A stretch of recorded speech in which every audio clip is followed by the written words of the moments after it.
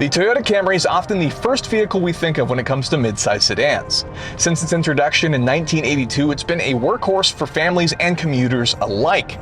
Now, over the years, it's seen a decline in sales, including withdrawals of competitors from what used to be a hyper-competitive space. Now, today we're going to be taking a look at the Toyota Camry and giving you a real-world review, including taking it on the freeway and commuting, along with navigating treacherous drive-thrus. Hello, welcome to Starbucks. How can I help you today? Yeah, great, thank you. Have a good one. You too.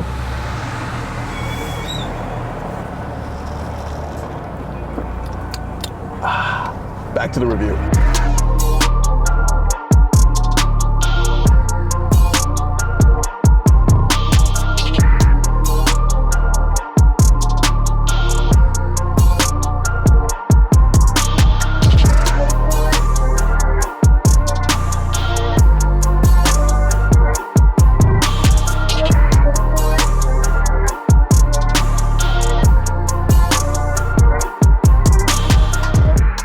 The base Toyota Camry starts out at just over $26,000 and ranges all the way up to the XSE V6 model, which comes in around $36,600. Now, there's a variety of engine and drivetrain options, including hybrids like our SE Hybrid Nightshade, which comes in just under $33,000 that we'll be taking a look at today. But before we get into the details, first, a quick word from our sponsor.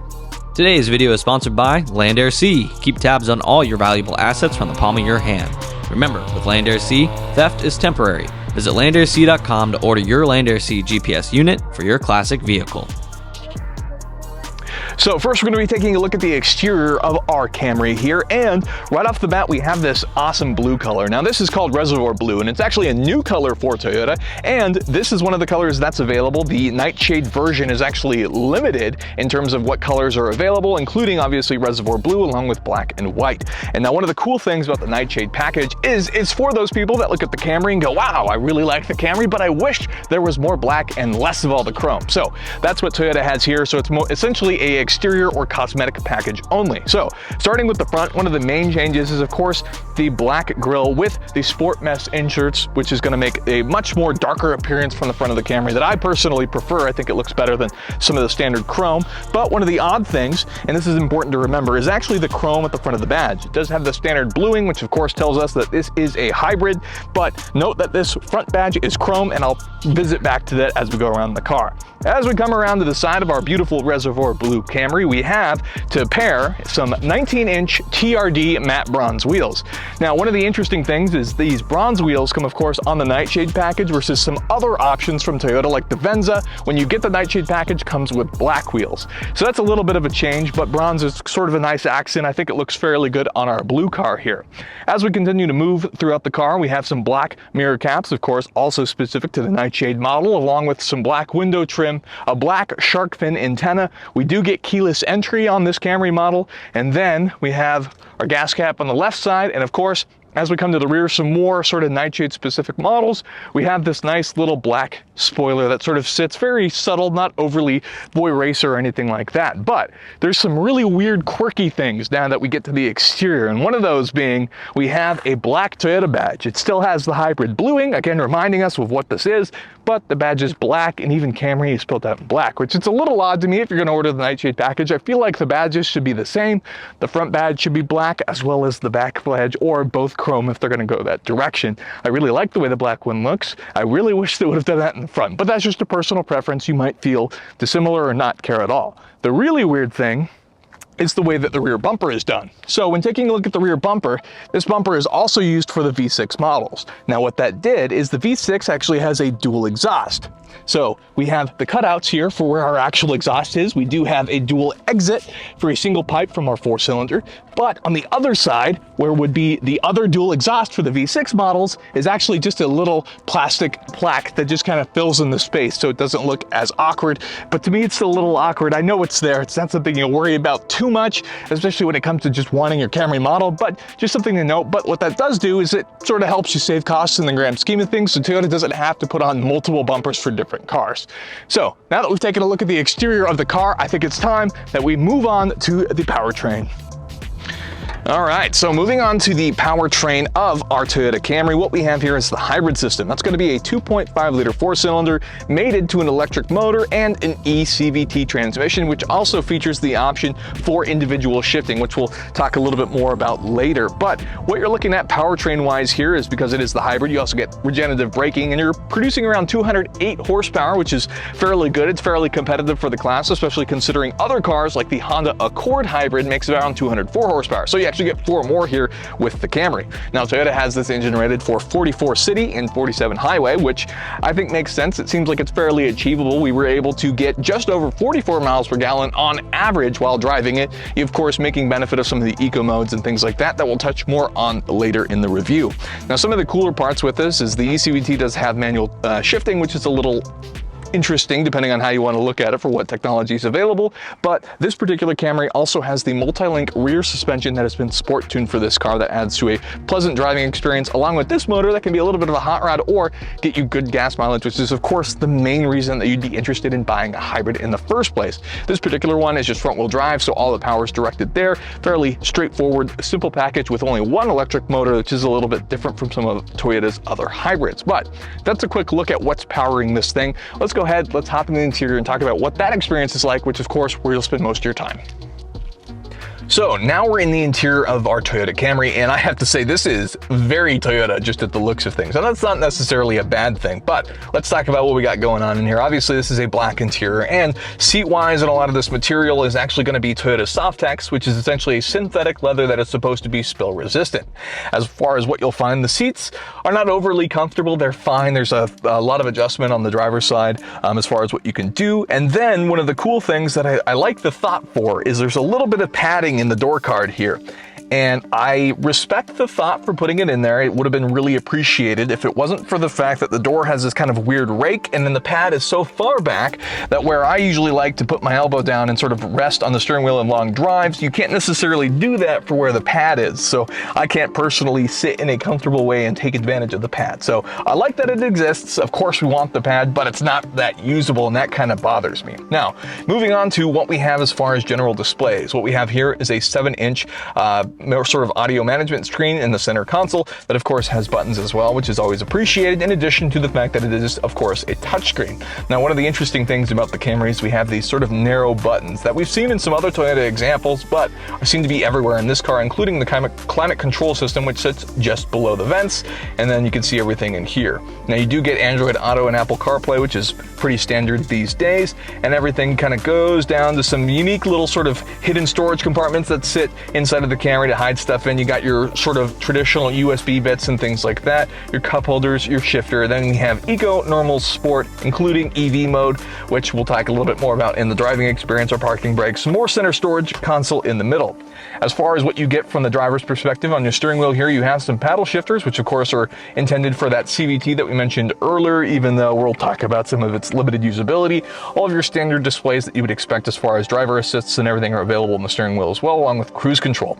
In the middle there, you have some more analog gauges. You have a speedo and your gas gauge on the right, and then on the left, you actually have your hybrid system meters. There's actually no tach in this car, so everything is just showing your power, just like you would find in the Prius, for example, to help limit and tell when you're getting the best fuel economy. And then right in the middle, of course, is a multi-informational display, which you can adjust to display whatever you'd like. Most of the time would probably be your speedo, for example, rather than using the actual analog one, or you can of course show your economy bits. So that's a basic look at it. Some of this is going to vary depending on which trim options you choose. For example, on the left side, there's an array of buttons. Some are going to be blank if you buy a lower base model car that won't come with certain options, versus as you go up to that top of the line, you'll start to get things like heated seats or either heated steering wheels. They'll start to fill in some of those buttons. So that's some things you got to take with a grain of salt. But all in all, it's a very usable, functional interior that you have no problem with either using to commute, get around, hold your coffee, whatever you really need it for. This thing has great visibility on the inside as well. There's no blind spots. It's just a fairly easy, simple, straightforward interior. But now I'm going to hop in the back seat real quick so you can see what that's like as a usable perspective. Okay, so now I'm sitting in the back seat of our Camry, and you can see it's actually fairly spacious. So I'm about 6 foot for reference. I've got the seat set up for me still as if a full-size adult again was in front driving it. I've actually got quite a bit of room. My seats, my knees aren't even touching the back of the seat, which is always nice.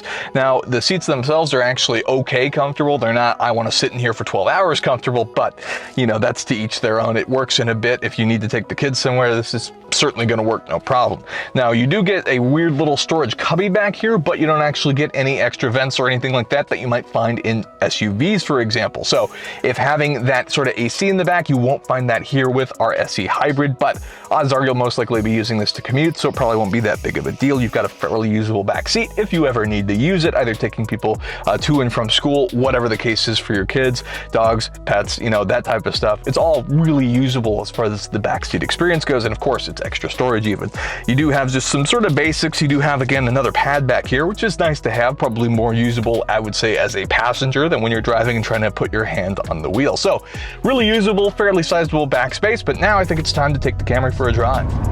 So what's it like to drive the Toyota Camry, specifically the hybrid model we have here? So it's actually surprisingly good. I really enjoy driving the car around. It's really easy to commute in. Now the steering feels actually pretty good. The seats aren't that comfortable, like I mentioned earlier, but the visibility is great, and that adds to the enjoyment of driving the car. One of the downsides actually comes from the backup cameras. Now, it's a good thing the visibility is so great in this car, because when you put it in reverse and use the backup cameras, you get what appears to be 240p and just some straight lines. None of that navigating stuff where it leads you and shows you as you turn the wheel where the car might fit in, and that feels rather lacking in this car, but you still have it nonetheless, as it is a government required issue. Now, of course, you do get fantastic fuel economy, which is the main purpose of this vehicle. I mentioned in our experience of driving the car, we actually got over 44 on average, which is well within what the EPA suggests this vehicle will do. So you know that you can expect similar, of course, when driving the vehicle. And the important part of how you can take advantage of that, I think, comes down to the drive mode. So let's talk about that. So we have a couple different buttons. We do have the EV mode, which, as we've talked about in previous car reviews, is almost useless because you have to go at such low speeds. You can't get on the throttle too hard. You can't do certain things with it, that it's almost useless in terms of the other range. It's more so purely intended to, if you want to silently creep out of your neighborhood in silent EV mode, which you can do. Now, however, this car is so quiet both in the cabin and on the exterior of it, I don't even think it's worth using or even entertaining in that regard. Now, let's talk about eco mode. Eco mode is where the car obviously thrives the most in terms of it's the best way to get good gas mileage. Now, it does do a couple things. It's going to actually limit your acceleration, so the computer will actually throttle back how hard your throttle inputs are. That way you do get better fuel economy. It'll also actually manage some of the climate controls if it feels like it can get better fuel economy by dialing it back a little bit. And of course, we have normal mode. Normal mode's where I personally prefer the car to be in, because you can get some of the extra acceleration if you need to, but you can still watch yourself using that gauge that we talked about on the left that has your eco and power signs, so you can sort of monitor yourself as far as when it comes to driving the car. And of course, having that 208 horsepower, this thing actually has some decent get up and go when you need it to move itself pretty quickly, which is nice to have. It's not necessarily needed in a car like this, but you have it nonetheless.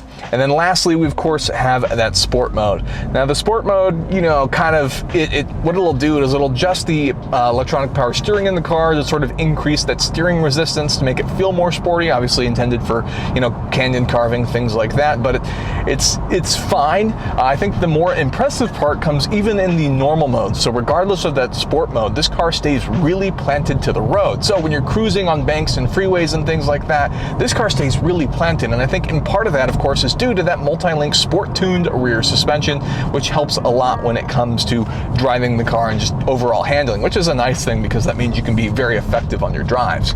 Now, we're actually going to be getting onto the freeway here shortly, and what I wanted to mention is the interior is fairly quiet. And like I said, you don't get a ton of engine noise from the car, which is always appreciated in something like this, that being that it's not a sports car, but sometimes it can seem like when you get on the freeway, you have a fairly noisy experience. Sometimes there's certain bumps and things that you'll hear that feel like it sort of kicks a lot more feedback into the interior of the car, which isn't always necessarily a good thing.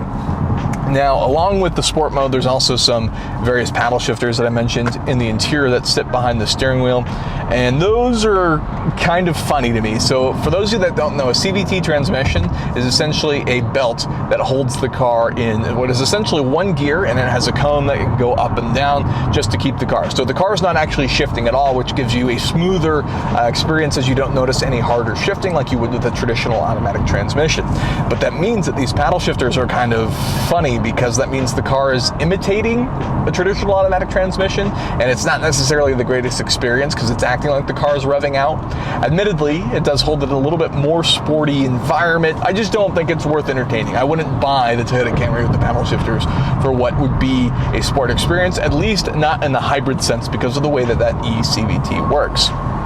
But as you can hear here, there's nothing crazy in terms of wind noise specifically. It's fairly quiet in that sense. It's just the odd bump here and there on the freeway. So overall, it's a fantastic vehicle as far as commuting is concerned. The drive is actually surprising to me. I prefer it more than a lot of Toyotas that I've driven in the past, and it's, I would argue, very competitive for what people are looking for in this type of space with great visibility. It's just a great all-around car that doesn't necessarily excel at any one thing other than gas mileage. The Camry is a very well-rounded experience with a focus on fuel economy, especially with the hybrid model. The interior has some weird quirks that can sour some of the experience, but it still remains very functional and making the Camry as a whole a very usable, solid pick for the mid-size sedan category. Now, there is a variety of engines and drivetrains that are actually available, so you can pick the exact car that you need to fit your solution, and they're all available at various price points. Now, the Nightshade model that we have here, this package is purely cosmetic, and you can actually save a little bit more money if you don't need your bronze and black accents throughout the car. You can just go with a standard option and save some money there as well. So with that, we told you what we think of the brand new Camry, and it's important that you develop your own thoughts and opinions about the car as well. So if you're considering a Camry, I always encourage you go to a nearest Toyota dealership and check out the car for yourself. So with that, feel free to let us know what you think of the 2023 Toyota Camry, or if you're planning on purchasing one or even already have one, feel free to share your thoughts and opinions below. As always, if you enjoyed the video, hit that like button for us, really appreciate it, and consider getting subscribed for more content like that in the future. Thanks so much for watching.